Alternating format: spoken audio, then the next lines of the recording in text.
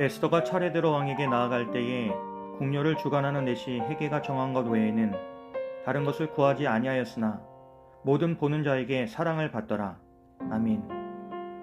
수상궁에 모인 처녀들이 아하수에로 왕에게 나아가기까지는 정해진 절차가 있었습니다. 처녀들은 12달 동안 향품으로 몸을 정결하게 해야 했습니다. 6달은 모략기름으로, 그리고 또 다른 6달은 각종 향품과 여인을 위한 물품들로 몸을 깨끗이 해야 합니다.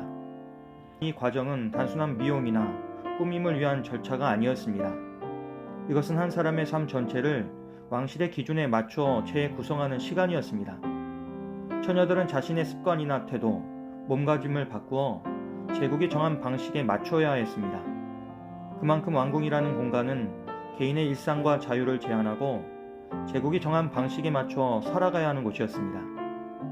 그러나 성경은 그 철저한 체계 속에서도 하나님이 어떻게 한 사람의 삶을 인도하시는지 조용히 보여줍니다.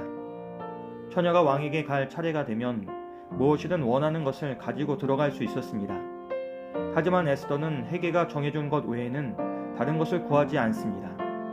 이는 단순한 겸손이나 소극적인 행동이 아니었습니다. 자신을 향해 열어지는 길을 억지로 만들지 않겠다는 마음이었습니다. 궁중의 경쟁은 치열했지만 에스더가 보여준 것은 세상의 방식과 달랐고 그것은 하나님을 향한 신실한 믿음이었습니다. 그리고 성경은 에스더가 모든 보는 자에게 사랑을 받았다고 기록합니다. 그리고 아하수에로 왕 역시 모든 여자보다 에스더를 사랑하여 왕후의 관을 그녀의 머리에 씌우고 와스티를 대신해 왕으로 삼습니다. 이렇게 헤게의 호의와 에스더의 겸손한 마음, 그리고 아하수에로의 선택까지 서로 다른 요소들이 하나의 흐름을 이루면서 드디어 에스더는 새로운 자리로 나아가게 됩니다.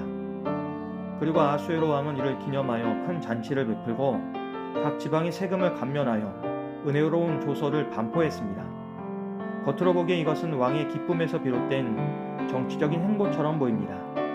하지만 그 이면에는 하나님께서 제국의 왕을 통해 하나님의 백성이 숨쉴 수 있는 공간을 마련하시는 은밀한 섭리였습니다. 그러나 에스더가 왕후가 되었다고 해서 모든 것이 안정된 것은 아니었습니다. 에스더는 여전히 모르드게의 지시를 따랐고 자신의 출신을 숨겼습니다. 이는 모르드게가 포로 공동체가 당시 제국 속에서 겪는 현실적인 위험을 누구보다 잘 알고 있었기 때문입니다. 겉으로는 왕후가 되었지만 보이지 않는 긴장과 위협은 여전히 존재했습니다. 그런데 그 이후의 성경은 조금 다른 이야기를 하나 전해줍니다.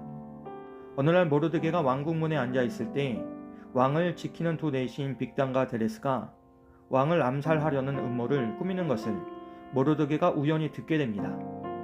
그는 즉시 에스더에게 이 사실을 알렸고 에스더는 모르드게의 이름으로 왕에게 보고했습니다. 그리고 조사 결과 그 모든 것이 사실로 드러나서 두 내시는 처형되었고 이 일은 왕이 보는 앞에서 궁중일기에 기록됩니다. 언뜻 보면 이 사건은 다소 뜬금없이 삽입된 이야기처럼 보입니다. 그러나 이 사건은 훗날 에스더서 전체의 흐름을 바꾸는 결정적인 전환점이 됩니다. 하만이 모르드게를 죽이려 할 때에 바로 이 기록이 열쇠가 되어서 모르드게가 구출될 뿐만 아니라 오히려 높임을 받게 됩니다. 이 작은 기록 하나가 하나님이 준비해 두신 큰 구원의 통로가 된 것입니다. 이처럼 에스더가 왕후가 되기까지의 모든 과정은 얼핏 보면 우연처럼 보입니다. 하지만 이것은 결코 우연이 아니었습니다. 하나님은 보이지 않는 곳에서 하나님의 일을 준비하고 계셨습니다. 우리의 삶도 그렇습니다. 가끔 왜 하필 지금 이런 일이 내게 일어나는지 생각될 때가 있습니다. 아무 의미도 없어 보이고 이유도 알 수 없으며 때로는 아무런 진전도 보이지 않는 사건이 계속될 때가 있습니다. 기대와는 다른 방향으로 일이 진행될 때면 우리의 마음은 흔들리고 내가 잘하고 있는지조차 확신하기 어려울 때가 있습니다. 그러나 그 어떤 순간도 하나님 앞에서는 의미 없이 흘러가는 시간이 없습니다. 우리가 보기에는 쓸모없이 보이는 하루도 그리고 이해할 수 없는 사건도 하나님 앞에서는 모두 의미가 있고 귀한 일들입니다. 그러므로 오늘 우리의 삶에서 가장 중요한 것은 하나님의 일하심을 신뢰하는 것입니다. 지금 당장은 변화가 보이지 않아도 하나님은 우리의 걸음을 세밀하게 알고 계시며 우리가 가야 할 길을 이미 앞서 준비하고 계십니다. 우리가 이해하기 어려운 순간조차 하나님의 선하신 뜻이 우리 안에 있음을 우리는 잊지 말아야 합니다.